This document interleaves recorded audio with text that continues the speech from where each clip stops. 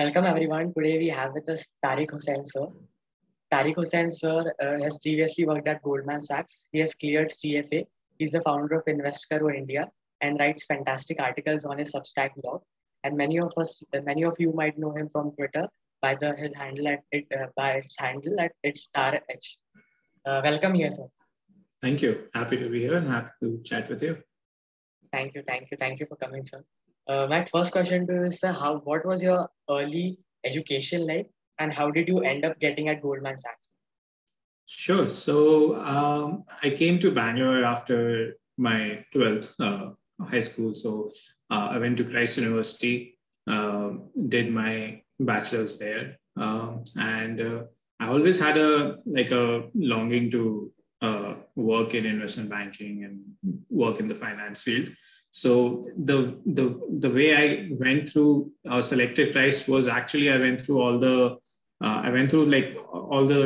top investment banks in India, and Goldman and JP and all came through that research, and I wanted to see where these firms recruit from, because if you're in college, it's very hard to, as a fresher right out of college, to get to any sort of firm, and the easiest way to get into it is through a feeder school.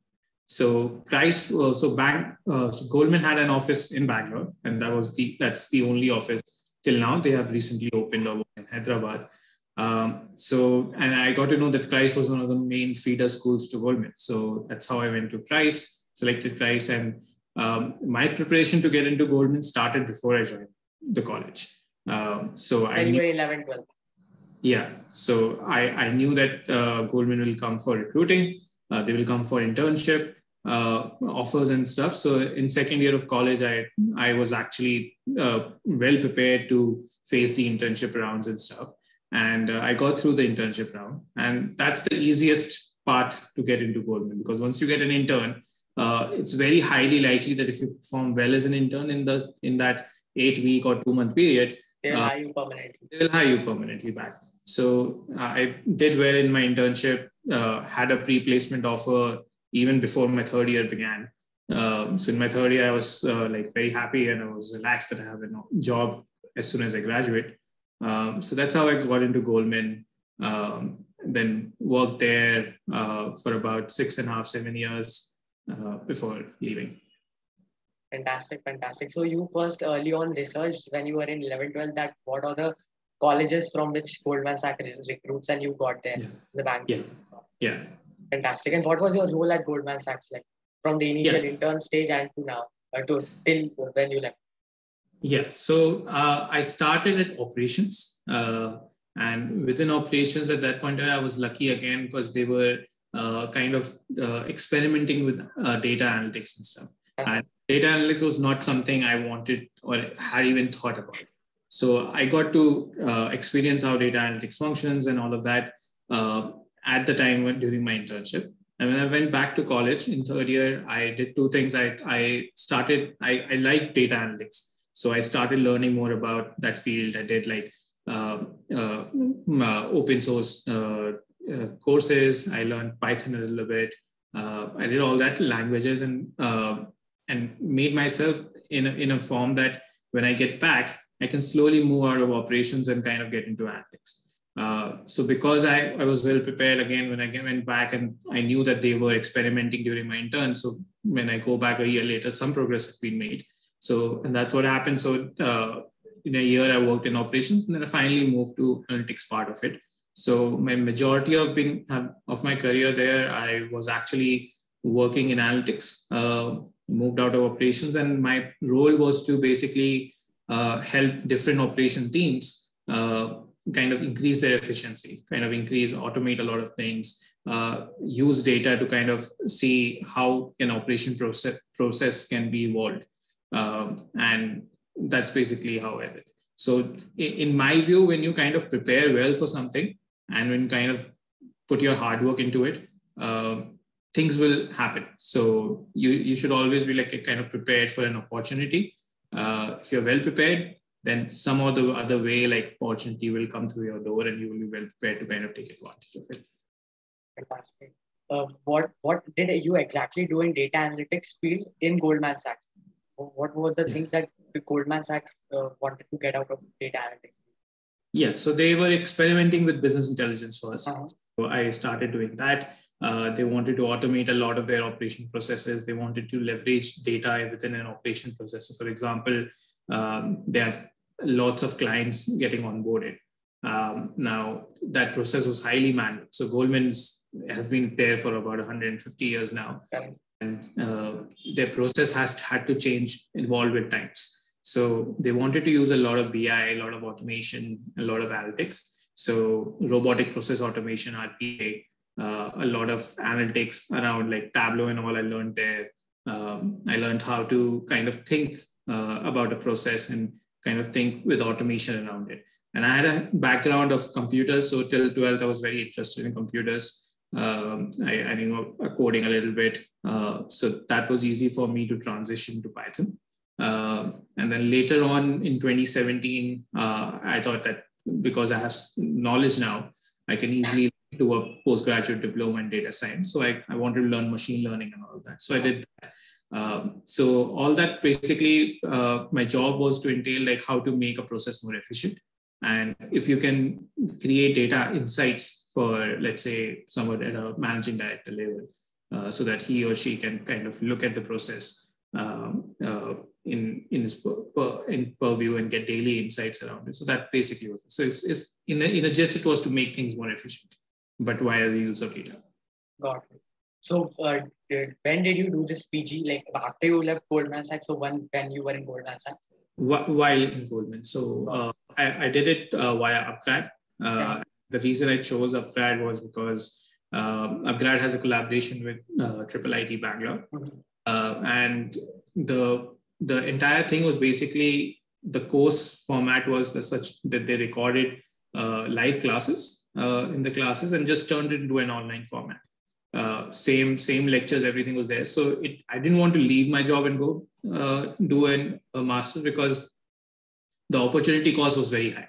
I would leave out on a year's worth of salary, year's worth of pay, and it will also mean for me to getting out and hunting for a job again or then coming back. And I was like transitioning and progressing very fast in my career ladder at Goldman. So every year I got promoted. So I didn't want to lose out and lose that momentum. So that's why I thought I would kind of do it online. And this was like, it was an actual degree. It was a PG diploma. It was not something that you did online and got a certificate of. So all of that kind of mixed well for me. And that's why I went through it. And what are you doing now after you left Goldman Sachs? So now I'm at Visa. I took a small break. In Feb 2020, I left thinking that there were two reasons behind my leaving. Was first, I was kind of burnt out a little bit. Goldman's job was around 60 hours a week, 12 hours a day, 10, 12 hours a day. Okay, so half a day you was at Goldman Sachs. Yeah, most of the day, because when you come back or you're pretty much like tired. You're exhausted and you can't do anything but go to sleep. And you have to repeat that again so I don't remember 7 years of my life other than being at office. So I wanted that change. I was like, I had made enough money to learn and I had kind of done enough that I thought that I could leverage my brand and my resume to get into something better. And I wanted to take a short break. But then I didn't realize that March 2020 pandemic will happen. So 2 weeks after I left, everything shut down. And I kind of took that break. So I was at home. And the second reason for leaving Goldman was that when you're at Goldman, you can't invest. You can only do where you don't have discretionary decision-making power. What's the reason behind this? Like the people working at the investment banking firms can't invest personal money. So it's related to compliance and regulatory. So for example, Goldman at any point of time is involved in a large number of deals. And either what they can do is basically they have to screen every part. So you get a lot of insight. Some of the employees know as to what deals are happening. And deals can be anything. For example, when Apple raised a couple $1 billion, it did it via Goldman. So all of that information is proprietary and it's called MNPI, market knowledge. So you can't invest. You have to screen, the company has to screen. For every trade that I'll make, I'll have to submit a request. It will go through the cycle of 30 days. Only once it gets approved, they will allow me to invest. And then I can't sell it without going through the cycle again. So in a market that changes very much, and you want to kind of take advantage of that, it doesn't work out very well. And the second reason is that they were only aligned with Kotak. So Kotak at that point of time didn't have a discount broking. So charges were high. Yeah, you have to pay like 1.5% of your trade as brokerage, and I didn't want to do that, especially when somebody else was letting me do it for free. So, and the third reason was I could see tech kind of in India kind of getting into that situation where the demand for tech graduates and analytics and stuff was much higher than compared to somebody like in banking and finance. So I kind of made that shift. So I right now work at Visa Analytics, and I was able to increase considerably my pay, lower my work hours. So from 60 hours a week, I've lowered it down to 35, 40 hours a week. So all of that stuff I was able to do because I was in that stage of my life where I was reasonably comfortable when it came to my net worth, and I was comfortable taking that risk. So it just worked out that now I get paid more for less number of hours that I'm working. And at the end of the day, you want to be in that situation where, for me, it's always about you're basically selling your time. It's not about which company you work for or which role you work for. What your time is worth. Everybody has limited time. So I can either stay at Goldman and work 25 years there and retire from there, or I can jump around and go to some other place and work less number of hours and get paid more. And that automatically increases my per hour or per day kind of value of time. And the work you are doing at Visa, is it related to investment banking field that you did in Goldman Sachs, or it's unrelated to it? No, it's unrelated to it. So at Visa, I work in the auditing part. So we help auditors use analytics to kind of work in their audits and leverage analytics there. So it's very similar to my role there in Goldman, but at Goldman, I was doing it, let's say, for operations or the front office teams who were actually managing clients' money and all of that. But now I'm basically using the same skills to kind of just help a different function in a different firm. Got it. And when did you get interested in stock markets? Was the first instance, and then how did you pick up your whole investment journey? So it's all So stock market, I've always been interested since a child, and not mostly in stocks, but mostly in businesses. So my dad runs a business, and I used to, as a child, accompany him to factory and watch him kind of how he runs a business. And then when I came to like 6th or 7th grade, I remember my class teacher at that time kind of encouraged me to kind of run. So we had something called a fair kind of a thing for us. And at that point of time, each class had their own small stalls for like a 2-day kind of, so you can come and like purchase things or like play games and pay for that. So that was basically my first introduction of kind of how businesses are run. And then I was always interested in companies and the company's history as to why is Apple able to become the biggest or the largest company in the world, most valuable company in the world, and somebody who's doing much more complicated stuff when it comes to petroleum refining or petroleum drilling, they can't. So those nuances as a kid, I was always interested in, and I was always interested in researching history of companies as to what makes them different. So that seed and that bug of companies and started from there. And that as I grew up, came into like college and like 11, 12, I was kind of, I put in the direction of stock market, because that's how anything that happens with the business ultimately affects the stock price of a listed business. So even to today, I when I do my research, I pay a lot of attention, like a emphasis on the history of a company and as to what has happened, because that can tell you a lot about the company and how is it doing. In my view, like companies are living, breathing organisms, just like you and me. It's just that they don't have a face or doesn't have organs, but they have people running them. And in the eyes of law, a company is an entity just like you and me. So the only thing that makes them different is that instead of one person running the show, it's an entirety of an organization, the culture, the history of the company running it.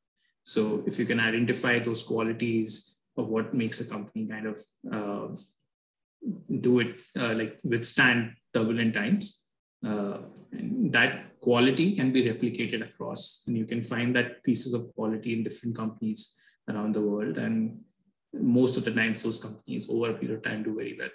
So that was basically my inclination in stocks. And then Goldman happened. So that basically was all stocks. So I learned a lot. That pushed me into the direction of CFA. So I went through CFA. I have not completed CFA. There's still one level left. But eventually I will complete it. And that basically then turned into, in March 2020, I was ready to kind of take the plunge into the stock market. I didn't have any restrictions from my job. So I did that and started InvestKaroIndia, which is just a blog. I didn't have any ambition to make it into like, we have like 12,000 readers now. So I never thought that we'll get 20,000 readers. Even to today, when I publish something, it boggles my mind that 12,000 people kind of read it. So it just happy accidents that happened. Twitter also is a happy accident. All I was doing was like posting whatever I find interesting. And I keep doing that today. So it's all been a journey, and some of the things are happy accidents. Something I've been planning for kids when I was a kid. When was the actual time you started? Like, for example, investing, you said that Goldman Sachs didn't allow you to invest individually. Yeah. So after the March 2020, you started investing, actually putting in money? Yeah. So I was, so before Goldman, like while I was at Goldman, right out of my first paycheck, I was investing in mutual funds. Oh. And with mutual funds, I kind of took the same analysis and same kind of strategy around, because I couldn't invest in individual stocks, but mutual funds as a basket of stocks. So I never did I never invested in Tariq just because. PPFAs. PPFAs, just because they had different sectors. I was very sector specific, and I knew technology was going to be a big thing because I was directly working in technology. Correct. See data analytics becoming a huge skin in the game. You had a skin in the game of tech. Yeah. So I went through like Tata Digital Fund. I went through, most of my mutual fund investment was skewed towards technology. So I thought that, okay, I couldn't invest in direct stocks, but I could still choose ETFs or like mutual funds in India. They were very sectoral specific. So that's why I picked them. Fantastic. So, and then after that, when I left Goldman in March 2020, it was just by chance. In February, I was basically selling all my mutual funds because I wanted to put that money into stocks. And then the timing is a happy accident again, where because the market crashed. Market crashed and I skipped all of that. I was sitting in cash. And it wasn't that I thought that market was going to crash. Even though I was observing Corona, and I knew that if China shuts down, the world supply chains is going to be a mess. But I never thought that it could go down by 35-40% that it did.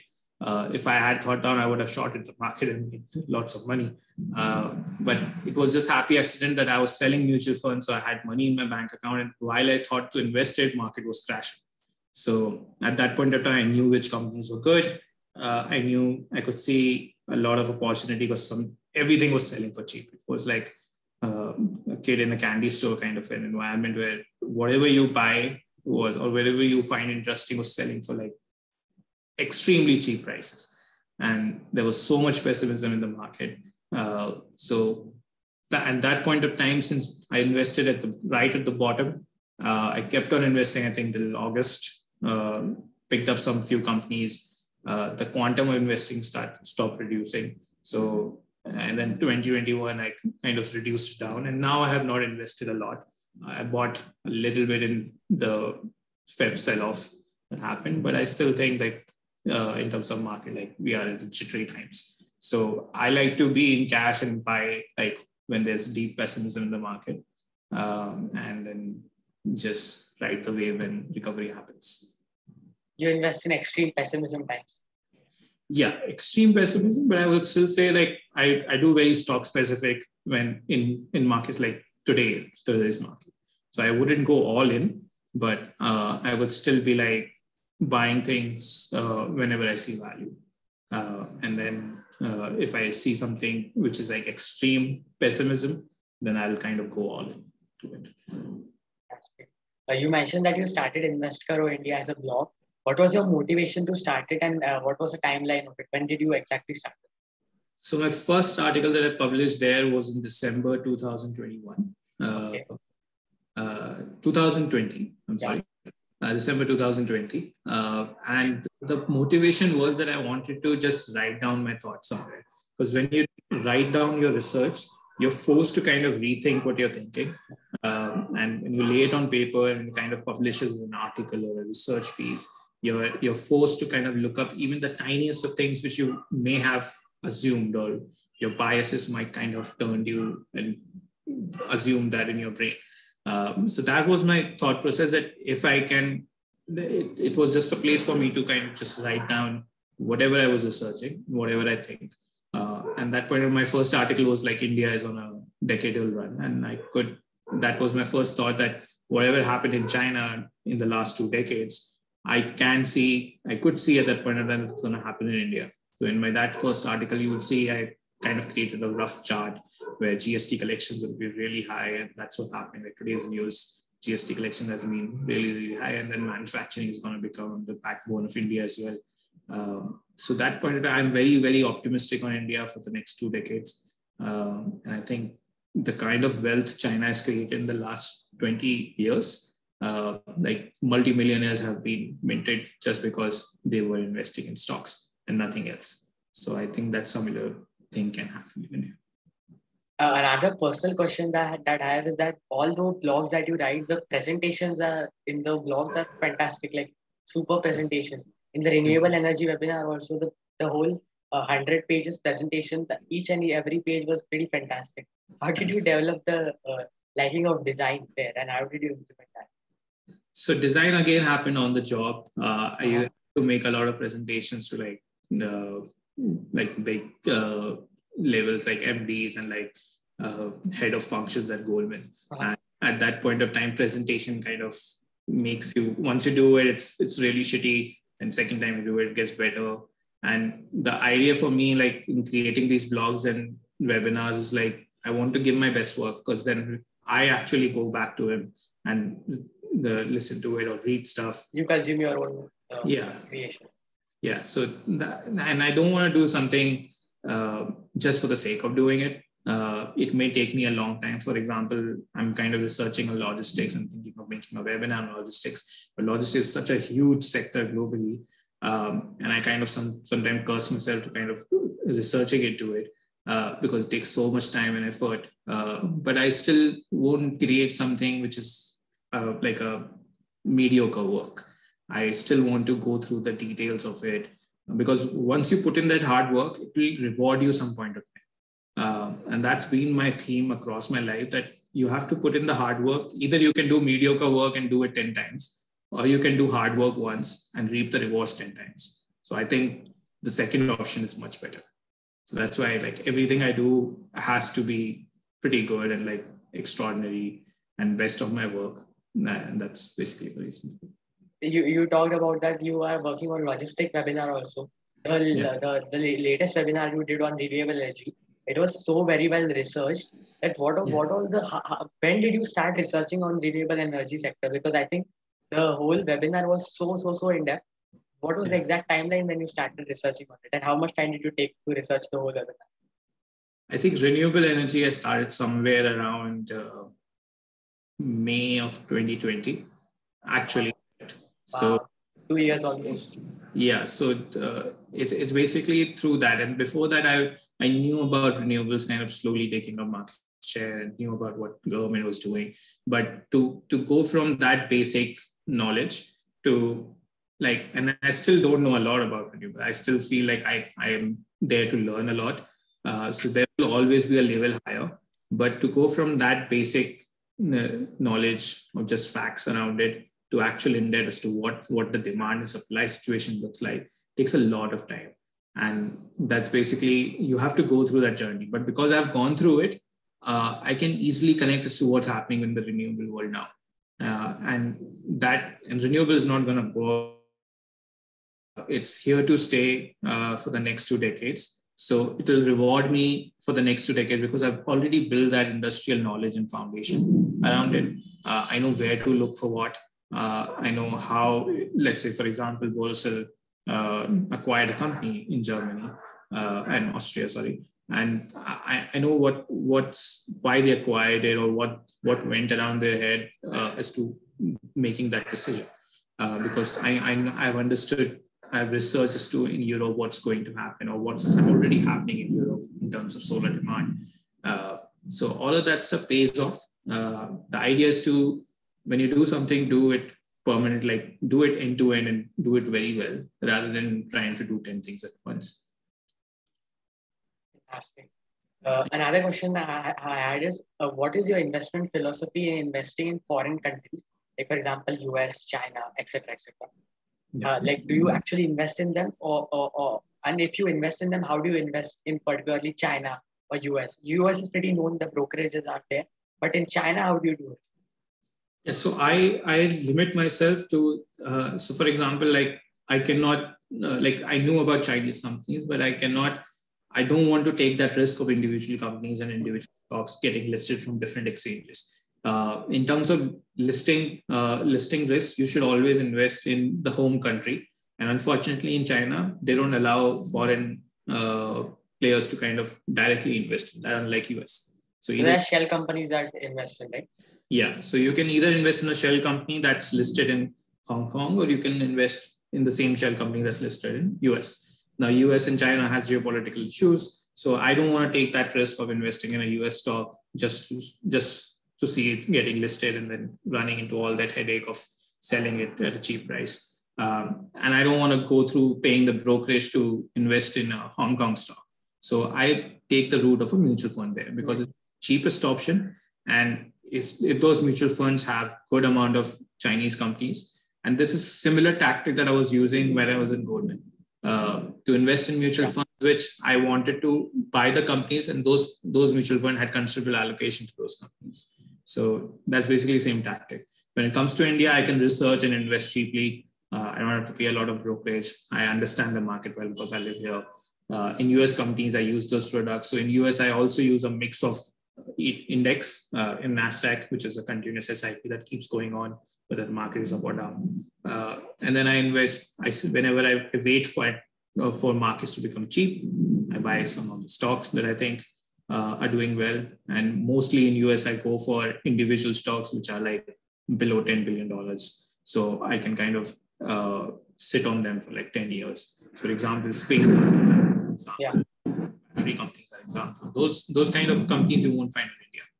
But in Indian environment, you can find a good pharma companies, you can buy chemical companies. So I will not go and buy a pharma company in US. I would rather limit myself to technology area there because that's the power of prominent area of investing in US. In China, everything kind of makes money, mostly the tech companies. So I limit myself to a mutual fund. In India, I pick and choose wherever to invest. Yes. The next question that I about special situations .InvestKaroIndia, right? Because the idea of it is pretty great because the special situations, the special situations that the website that you have started, special situations, the data wasn't anywhere organized, for example. Yeah. Right? It was all around announcements, right? Scattered around announcements. Like the site, to create a site where everything is organized with like timeline, giving timeline to it, right? Is the NCLT cleared or not? When it's gonna exactly happen? Is pretty great. What was the problems? How did you get the problem statement first of all, and how did you go on to build that product?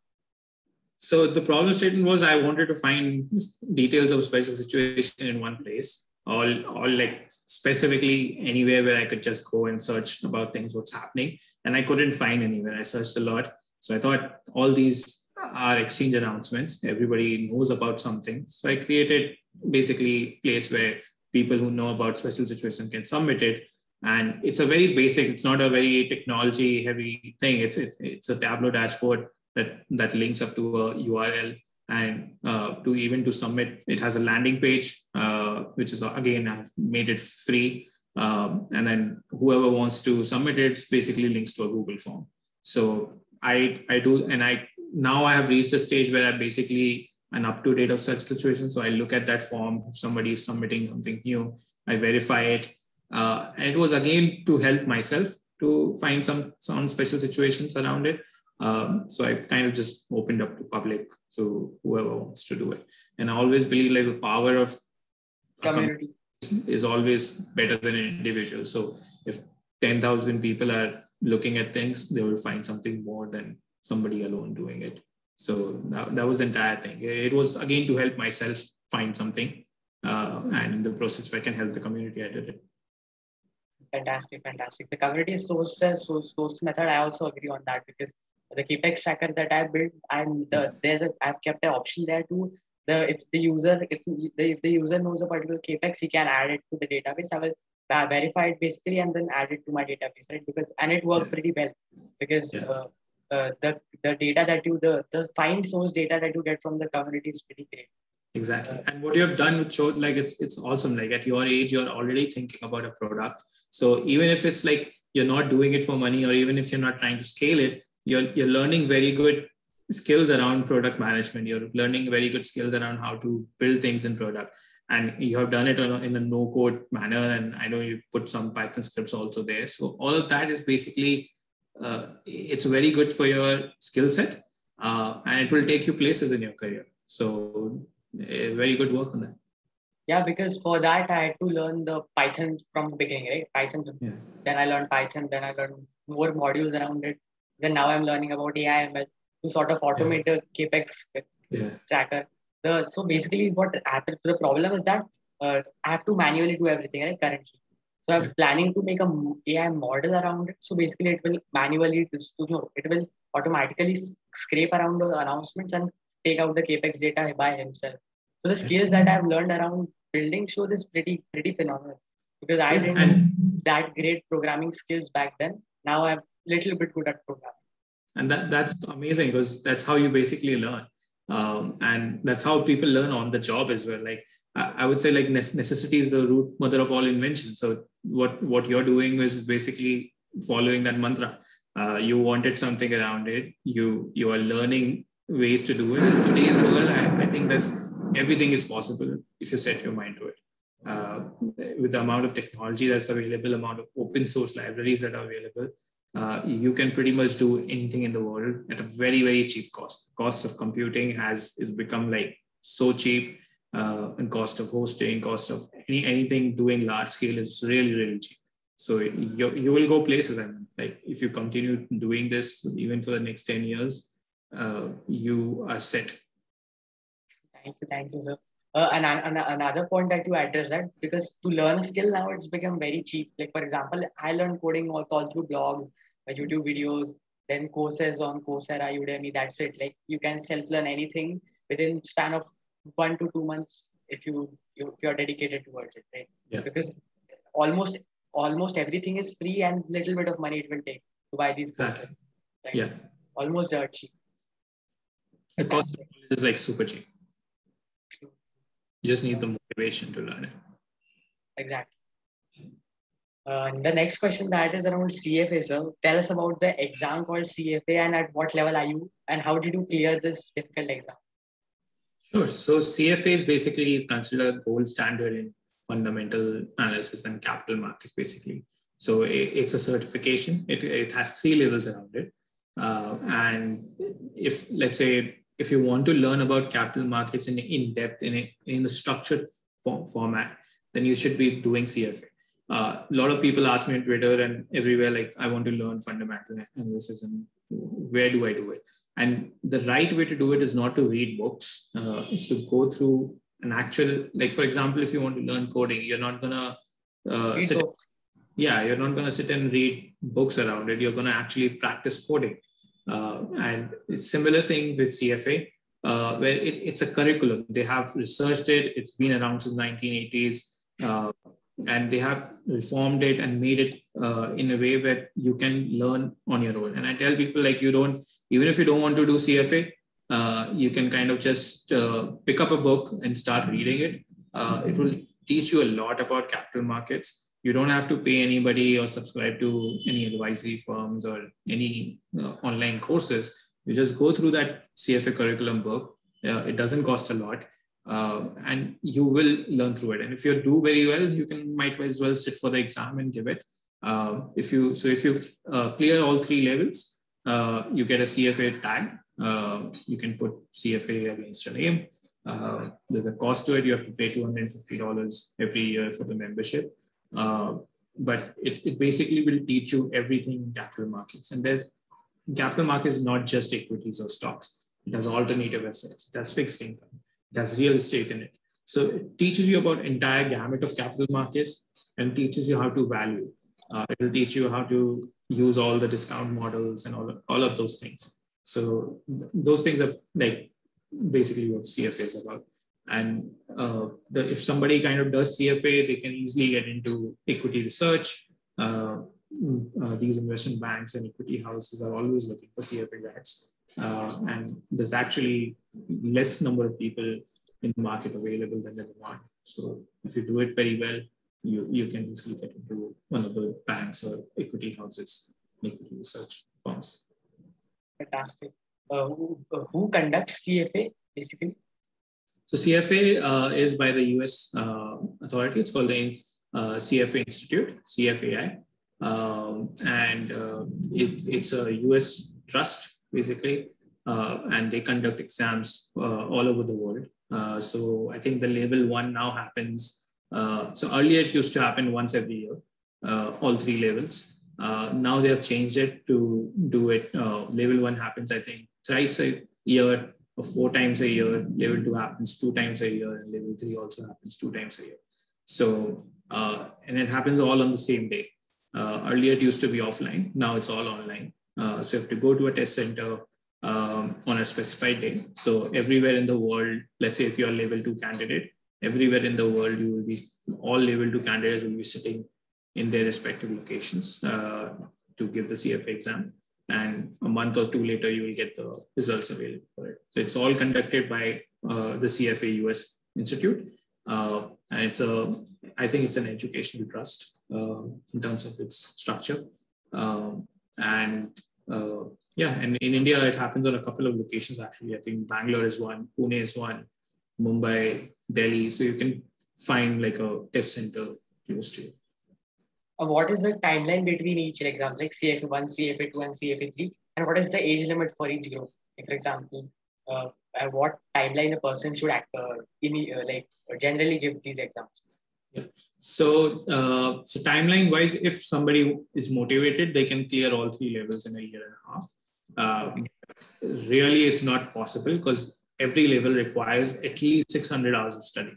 Because they don't test you on theoretical aspects. You will learn everything around it, but the questions that come up are more around cases and applications of that. Mm-hmm.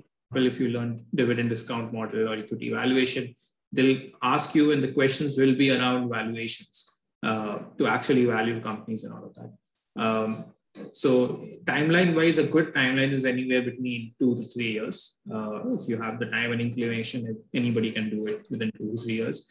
If you're working, then probably it will take a lot more time. But it's up to you. The least amount of time you can do it is 1.5 years. The maximum is all open-ended. Once you clear a level, it never expires. So it's not like you cleared one level and you have to do the another level within a year. You can do it 10 years later. You can do it 1 year later. It's up to you. What was your next question? What's the ideal timeline? Like, for example, if I'm doing graduation right now, yeah. So at what first year, second year, third year, what year should I start CFA level 1, and at what end should I end it? Yes, so they have very specific rule that you should be in your final year to appear for an exam. But you can get a little bit clever around it, where you can start studying in your second year onwards. Okay. So as soon as you enter your final year, you can just register for the exam and sit for it, clear it. But to register and sit for an exam, you have to be in your final year. So if you're smart, you can do it earlier as well, like in your second year or something, prepare for it, or even in the first year, and then clear out the first level. Then you can basically after that do it. And to get a CFA, you need to have 4 years of work experience and have cleared all 3 levels. Only then you will get the CFA tag. Got it. Thanks a lot for this, sir. Now all my questions are over. We'll ask you questions from the Twitter Q&A. Sure. The questions received from Twitter audience. Yeah, sure. The first question is from Yogeshwar Dalli. At the Yogeshwar Dalli is asking how to build a career in equity research. So I would say look at what kind of equity research you want to do. Whether you want to do it for a domestic house, that for example Motilal Oswal and stuff, they publish research on Indian equities, or you want to do it for an international house, for example like Goldman and JP Morgan, they publish research on Indian as well as international equities. So it decides as to what path you want to take. But doing a CFA will really, really help you. It will basically open doors for you. I consider degrees like trampoline poles. So the better degree you have, the larger the trampoline pole, and it will push you up higher.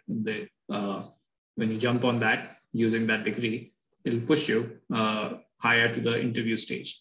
So if you have a CFA tag with you, interviews will call you back. You will get an interview. So you can probably do like whatever degree you're doing. If you want to get into equity research, you can do a CFA. CFA level 1 will not, like you have to clear it, but that will not justify getting you into equity research. You have to clear level 2. And after that, you probably will starting getting interviews. And just apply, go to the careers website of Motilal Oswal, or if you want India, or you can go to JP Morgan, Goldman. They're always looking for CFA. And then CFA Institute also has a job board that help you get into equity research. And some of these, like for example, mutual fund houses like Parag Parikh, for example, hire CFA grads for their research purposes. So you can get into that. You can work for a family office, or you can work for like a private PMS fund who hires CFA. So very doors open for you. But I think the easiest route is to get a CFA. The next question is from Amol Srivastava. He's asking, what are some upcoming special situations in Indian equities that you are excited about? Yes. So when it comes to special situations, I would like to clarify that special situations are not a golden ticket to make money. Special situations, like a simple demerger or a merger or a spin-off or any kind of activity or corporate activity is not a special situation. Special situations only happen when you can buy something worth 10 rupees for a 1 rupee value because of temporary pressure in selling. And that the temporary selling pressure, and that leads to substantial fall in the price. So that temporary selling pressure is most important, because you can, in terms of values investing, you can buy something worth 10 rupees for 1 rupee today and see 10 rupees 10 years later, but that's not a special situation. Special situation is when that 10 rupees will basically become worth 10 rupees in the next 6 months or 1 year. That's a special situation when you can buy it for 2-3 rupees today. And why that happens is because institutions want to sell it, or they don't like the company, or for example, it's going to a turnaround or something of that situation is happening. So that's the idea of special situation. I'm only clarifying it because I see a lot of people getting excited about demerger and mergers and think that's a special situation. You just buy it and you'll make money. That's not going to happen. So the ones that I'm excited about is one, Arthavruksha, which I don't see a lot of people discussing about. And I feel that stock will kind of, once the split off or demerger actually happens, we'll see a lot of selling pressure, just because if you look at the shareholder profile of Aarti Industries, you will see a lot of foreign institutions holding it. And Aarti Pharma is a teeny tiny firm compared to Aarti Industries. So when that demerger happens, Aarti Pharma's cap might be 2,000 to 4,000 crores when it demerges, compared to Aarti Industries, which is I think sitting at 50,000 crores today. So 1/10 market cap. And Aarti Industries has like almost 15-25% foreign institutional investors and equal DIIs in it. So So they would probably want to get out from a tiny company, small cap company, or less than small cap company. So at that, and Aarti Pharma has done a lot of capex, has gone through equal amount of capex compared to Aarti Industries, not in terms of value, but in terms of like when you compare it to the market cap and the size of business. And there has very good clients, all of that. And historically as well, Aarti demergers from Aarti Industries has created a lot of wealth. So I think that's one of the that I'm closely monitoring. Again, this is not investment advice. Yeah. Yeah. Any stock mentioned isn't an advice. Yes. And the other one that I'm excited about, but I don't see will create a lot of wealth in the short term. The long term, it will probably will, is Piramal Pharma. And the reason I say it will not create in the short term because it's well known. It's a large entity. Whenever it demerges, it's a 50-50 split. It's not like a Aarti Industries kind of split where from the 100% you're taking out 10% and making it into a different company.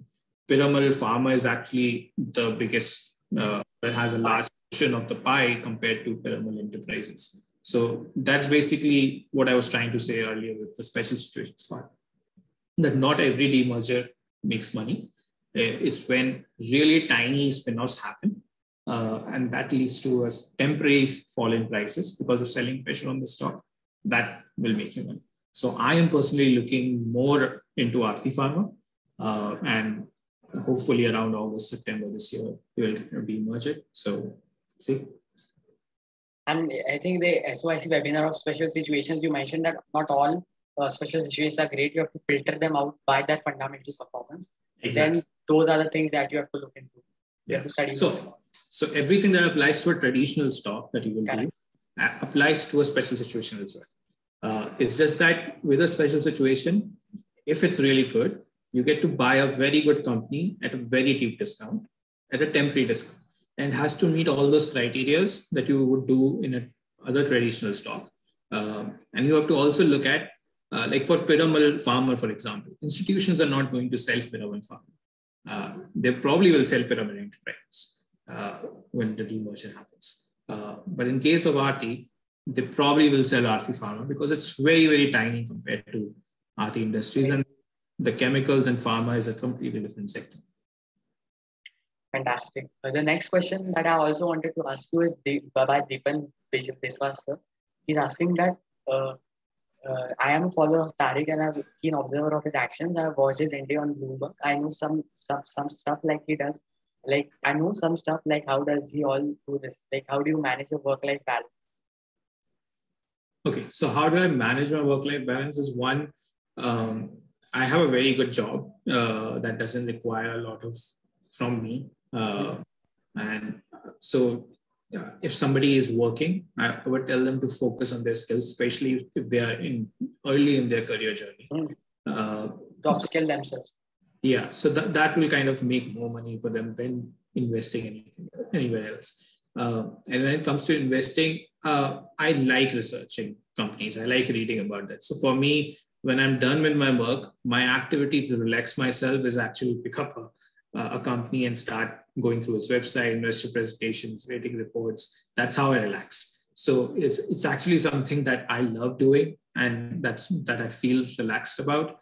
Whether if for example, if you don't have an interest in all that research work in stocks, then you probably will get tired doing something that you don't want to do.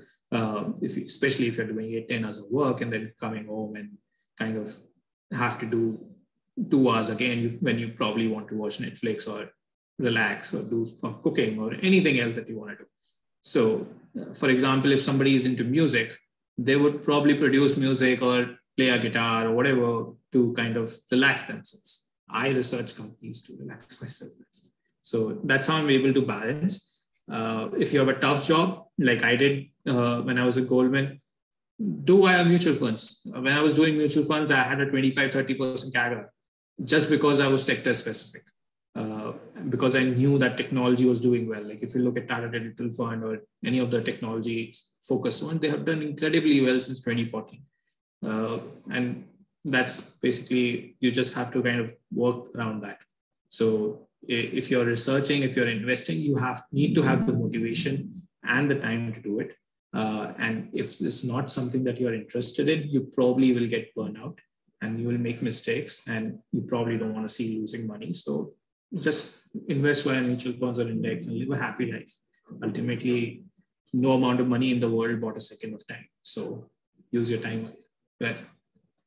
I think when Ishmoy sir was on the podcast, he also mentioned the same thing, right? First, if you are pretty young, you should focus on upskilling yourself rather than investing. Yeah. Grow your income sources more and then invest in equity. Yeah, because if you're earning very well at the start of your career, and let's say you're earning, for example, 30 lakhs a year, and you have a portfolio worth 50 lakhs, you probably will not, your risk profile is very different, because you will, even if you lose 30% of your portfolio, that's 15 lakhs, you can make up that in a year. And if you upskill themselves, that 30 lakhs probably will go to 50, and you will make a lot more money there compared to somebody who's probably managing 100 crores. That he or she will not be able to, any job in the world or any career in the world will not pay them 100 crores a year, or even in their life, for example. So you have to look at your age, you have to look at your net worth, you have to look at your ability, you have to look at your risk profile. So all that kind of makes and decides what your investment profile or investment strategy should be about. Buy and hold or diversification, it works when you take masses into account. Whatever, these mass rules may not work for you. Your risk profile might be very different. For example, the same example of somebody having a net worth of 50 lakhs was making 30 lakhs a year. For them, buy and hold or diversification, in my view, is not a very good strategy, because for them, that 50 lakh portfolio, if they invest into 5 really good companies or 6 really good companies, that will pay off a lot more compared to if they invest into 100 companies. For somebody with 100 crore net worth, diversification becomes more important. Yeah. Fantastic. The next question is from It's Okay Mate. He's asking 3 questions. First is, what is the average time spent on the research by you? The second question is, how do you value and screen companies? And the third is, how do you value specifically tech companies? So the second question was how to value? How to value and screen companies. Screening process. Screen companies. Okay. So how much time is spent? I would say all my time, apart from my work and regular activities, kind of go into this. What does your day in a life look like, for example? How much time do you spend on your job and then research? So job, I probably spend 7 to 8 hours a day.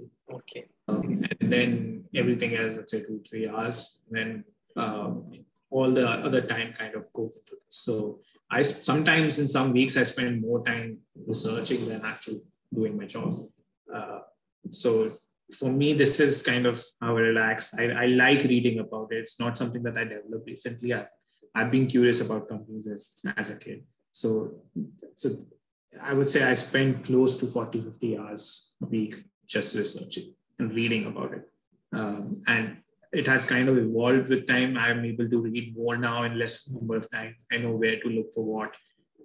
So all of that kind of helps me kind of basically churn that wheel and do a lot more in a lot less time.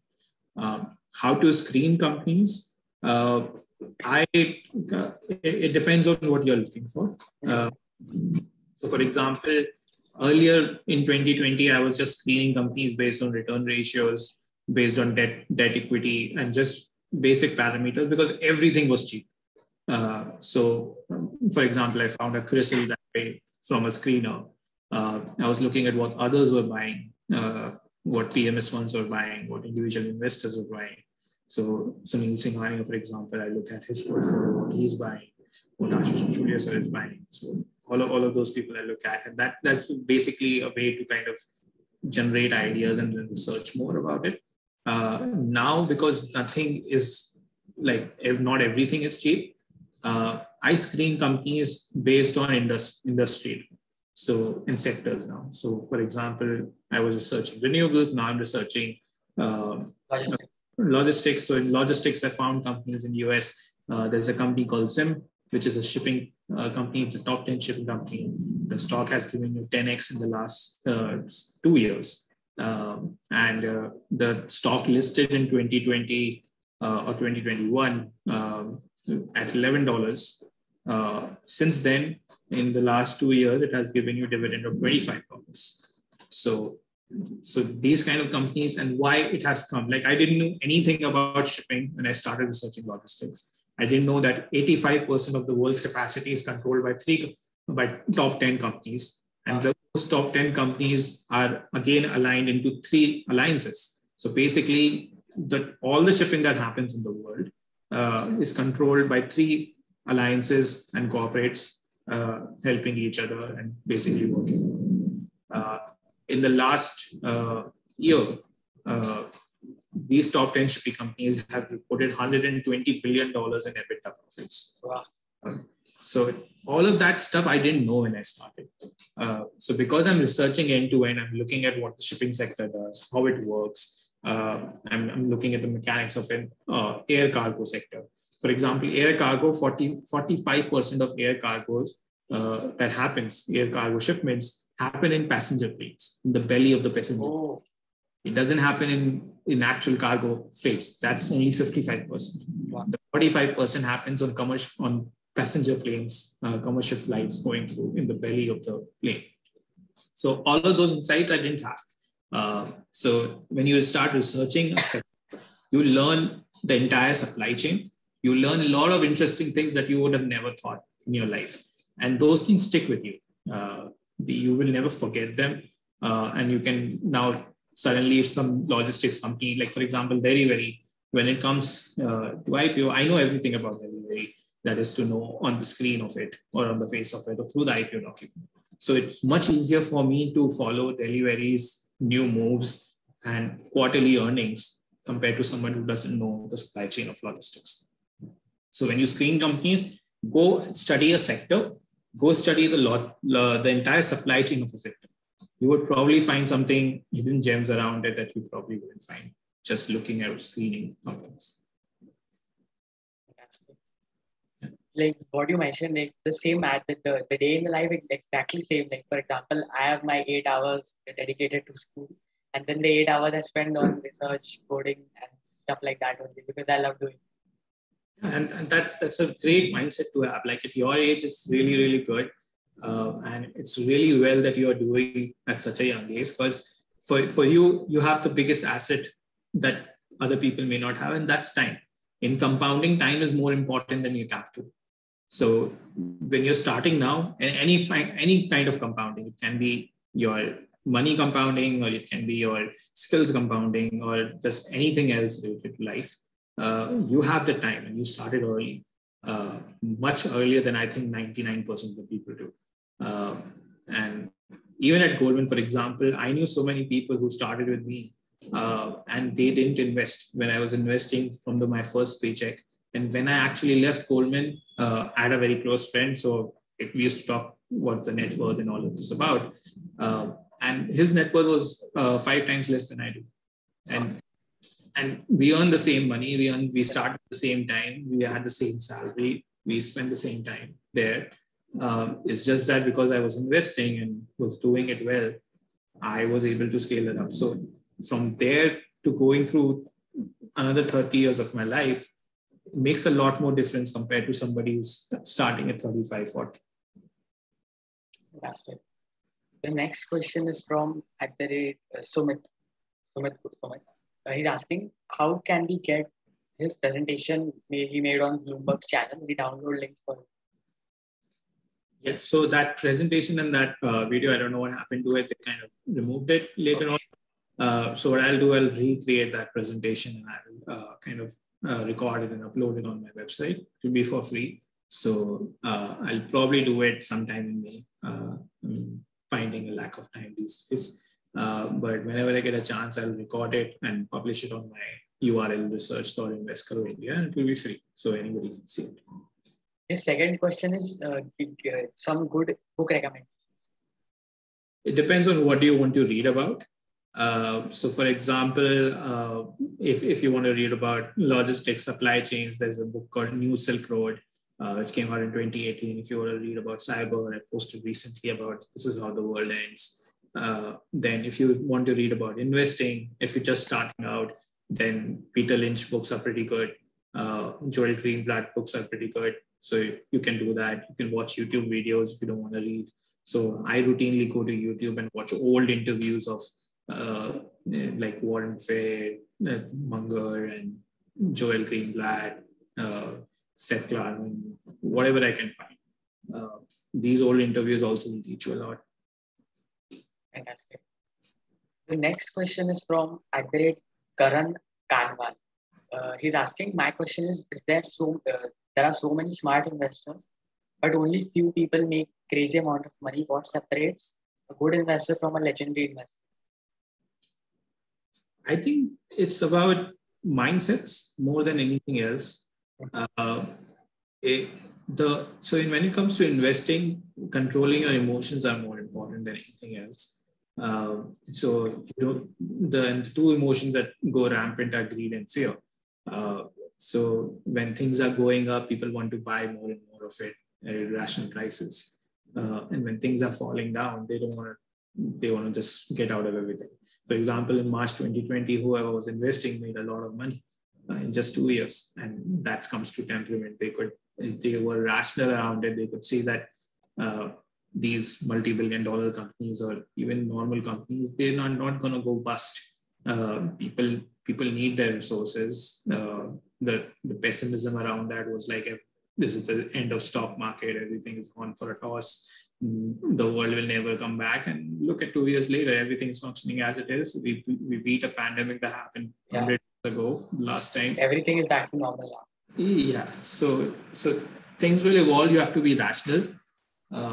You have to be curious. So any of the interviews that I see of legendary investors or anybody at all who's successful investing, they always read a lot. And all they want to do is read and consume more and more information. So you have to be curious about how the world works, how the industry works. You have to be calm and tempered, control your emotions. And you have to be a little bit cunning. You have to take advantage of the situation. You have to be able to kind of see what things are going to happen. For example, I'll give you Boris Renewables. I started investing very early in it. And throughout, I got so much hate for it on Twitter, even when in 2021, that this will go down to zero. This is nothing. This is China will eat them up and all of that stuff. You have to look at what the company was doing, what the industry was doing, and what the regulatory environment was around. When everything gets put a duty on, when the government is like really bent on making manufacturing in India and doing everything possible around it, putting PLI schemes, putting regulatory stuff, incentivizing farmers to put solar pumps, everything, and all the companies, everybody says that solar is dead, but when you look at all the companies, whether it's from Pidilite to Asian Paints to any manufacturing companies, even the small one, they're all going for renewables. You can, if you search the word solar in con calls, you can find at least 3 in 5 con calls, you can find the word solar mentioned. So companies are doing whatever they can because it preserves money for them. It helps increase the margins even a little bit. So it was very clear that all that related stuff around China and manufacturing and auditor issues and whatnot, it's all noise. So you have to learn to bring out. That's why you need to be a little bit cunning. You need to be, you need to know what's going to happen and think like that compared to paying attention to all the noise around it. There are signals that matter and there are signals that don't matter at all. So to look at what information you choose to listen to. When you explained the March 2020 situation, I remember a quote from Richa Wise Happier, right? In that quote, he said that most of the time, the end of the world doesn't happen. Yeah, end of the world will never happen. Unless there's a nuclear war, I think even then some of us will survive. If there's an asteroid that comes kill us, I think apart from those two situations, I don't think the world is going to end anytime soon. Fantastic. The next question, no, sorry, it's not a question, but the scenario by Vijay Anand sir. He's saying, if you were at my Jai's age today with 1 lakh capital in hand, how would you build your investment portfolio? Would we focus on more on smaller companies or play it safe with more established players? So I would do two things. I would, and he mentioned his child age, right? What? What age did he mention? He mentioned that Jai's age, my age. Oh, okay, your age. So at your age, I would look at whatever industry I'm interested in. So, because at your age, it doesn't matter how much you compound; it matters how much you learn. So your knowledge base is more important compared to what CAGR you're producing. So at your age, I would look at whatever is interesting. For example, technology and building websites kind of interest you. So I would kind of look at the website industry, for example. I would look at companies like Wix. I would look at companies who help in no-code solutions. I would start there. And in that point of time, if I find something, I would not diversify. I would kind of put all my money into, let's say, 6 stocks. And I'm a concentrated investor. I think when your earnings are very less and when you're early in your career, you don't need to worry about diversification. It's only when your capital size becomes really huge, that's when you should worry about diversification. Because if you lose, let's say, 10% on 100 crores, that's 10 CR. You will take some time to make that 10 CR back. So if you lose 10% on 1 lakh, it's just 10,000 bucks. You can make 10,000 bucks in your life again. So that's what I would do. Yeah, the same thing. Like when I started a newsletter, right, I was fascinated with the mailing list. Like, how does a mailing list function?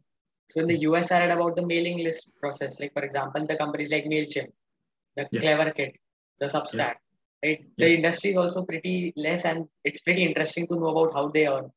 And I figured out that their earnings model is not subscription based, but a very different model. Like, for example, if there are 10,000 subscribers on my newsletter, that they would charge me X number. But if the 10,000 becomes 1 lakh, they would charge me 10X or 100X number. Yes. Right? This is a pretty interesting model. So I would do the same thing. If I'm pretty fascinated about the industry, I'll research about all its players. Yeah. So whatever you're learning, researching this industry, you will see when you go and research something else, you will be able to apply what you learned there. So it's like a game in my mind where, for example, when you used to play Age of Empires, I don't know if you have played it. It's a very I played it. I played Age of Empires, Clash of Clans, COC, all. So in Age of Empires, you start. It's a level kind of process. You build things and you progress in life, in your civilization and all of that. So in real life, also in researching, it's like building blocks. You find a maze, you progress, you complete that, you suddenly advance to level 2. And then you do it. You keep doing that, and suddenly you will be at level 100.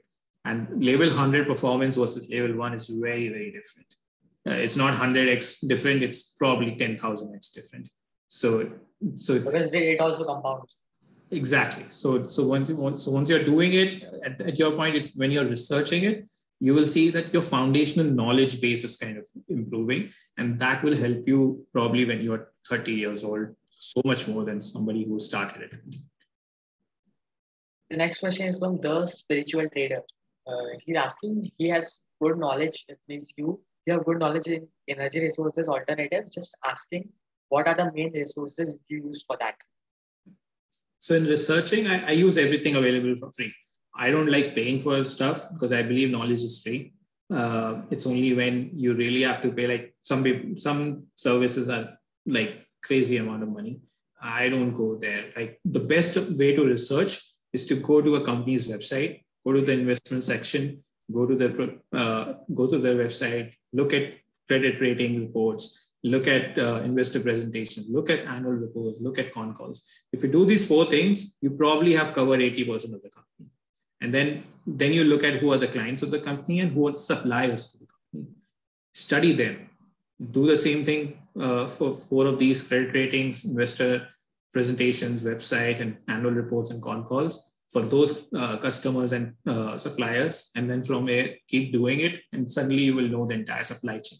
You will find insights that probably somebody who's charging you for it wouldn't know.